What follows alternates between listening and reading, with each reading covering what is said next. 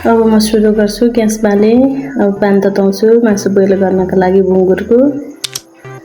थोरै बेसार हालिदिन्छु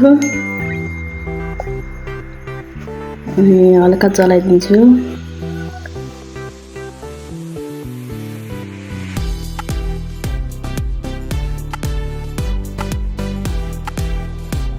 यसलाई 5 मिनेट बोइल हुन दिने।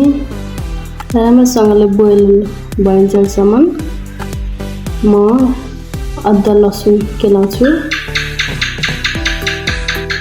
त्यसपछि बेला पारेर पखालेर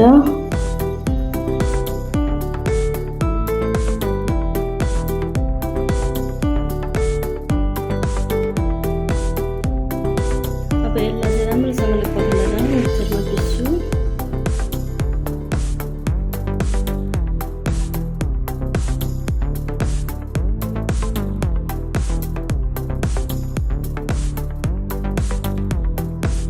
धनिया पनि हालेँ। यसमा थोरै जिरा हाल्छु।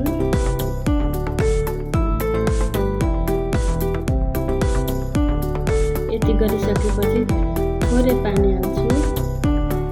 त्यसपछि यसलाई पिस्छु।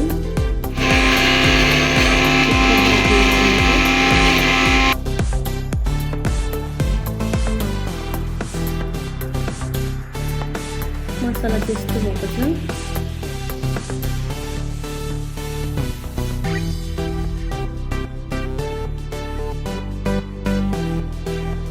यति भए पछाडि अघि हामीले बोइल गरेको मासु चाहिँ तयार भइसकेको छ। मैले चाहिँ यसमा एकछिन पानी तर्न छोडिदिएँ। त्यति बेलासम्म चाहिँ म टमाटरको पेस्ट बनाउनको लागि टमाटर काट्दैछु र यति काटिसकेपछि म मिक्सरमा हाल्नेछु।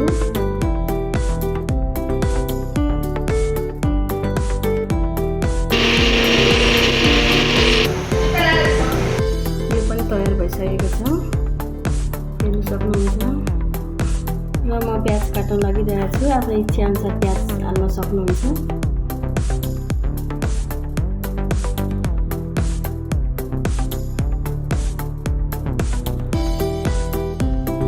यति प्याज काटिसके पछाडि हामीसँग छ साग।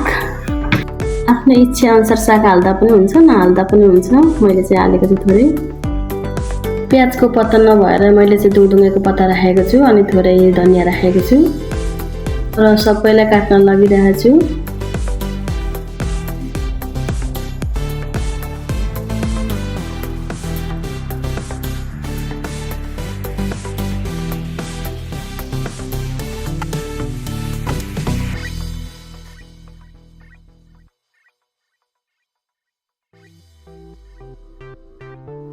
अघि तारेर राखेको मासु चाहिँ रेडी भइसकेको छ। अघि पानी तार्न छोडेको बुङ्गुर चाहिँ रेडी भइसकेको छ। अब यति मरमसलाहरू चाहिँ तयार गरेको छु बुङ्गुरको लागि। बुङ्गुरको मासुलाई पकाउन गइरहेको छु।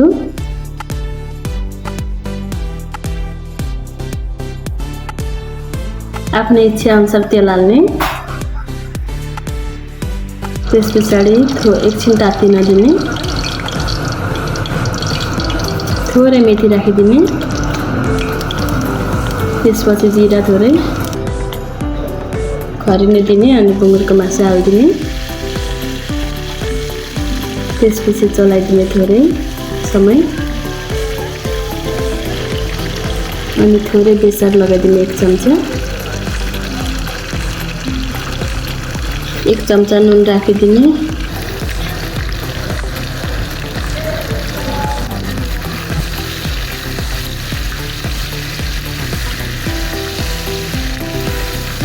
अब एकछिन चलाउने।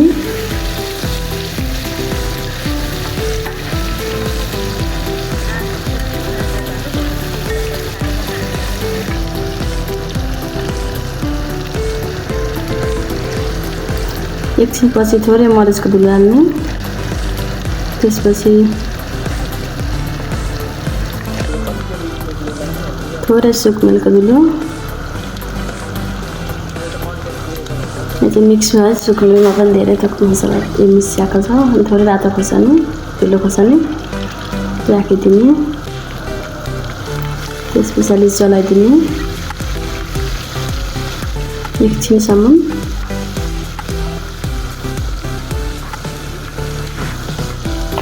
त्यस पछाडि थोरै सोया सस राखिदिएँ अनि थोरै टमाटर सस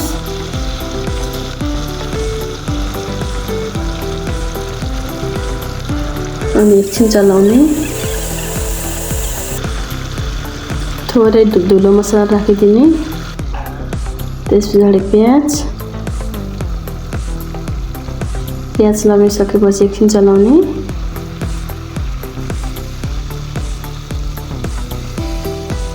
अनि अघि बनाएको टमाटरको पेस्ट हाल्ने। आफ्नो तरिकाले बनाउने हो, इच्छा अनुसार बनाइदिने। मलाई चाहिँ यसरी नै बनाउन मन लागेर बनाएको हो। र फेरि एकछिन चलाउने अनि एकछिन पाक्न दिने। अनि पिसेर राखेको मसला, अदुवा लसुनको पेस्ट, धनिया जिरा सब मिक्स छ यसमा। अब साग लगाइदिने काटेर राखेको अघि।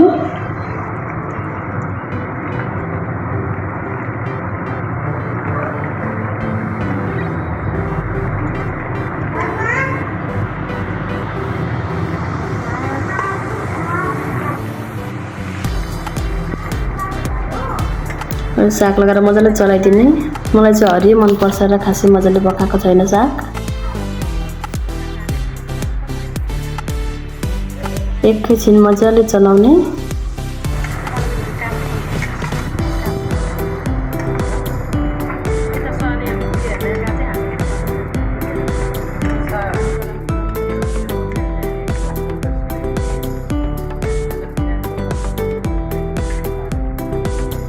अब एकछिन पाक्न छोडिदिने।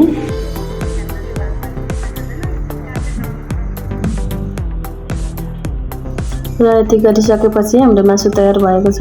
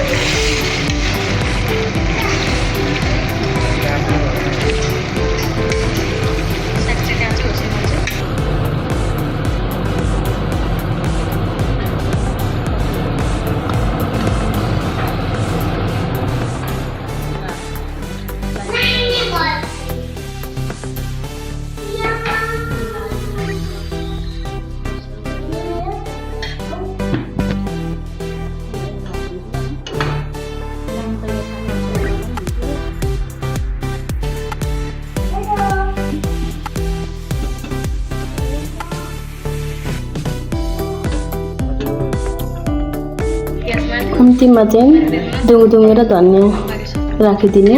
त्यस पछाडि चलाएर निकालिदिने। फाइनली पाकिसक्यो बुङ्गुरको मासु।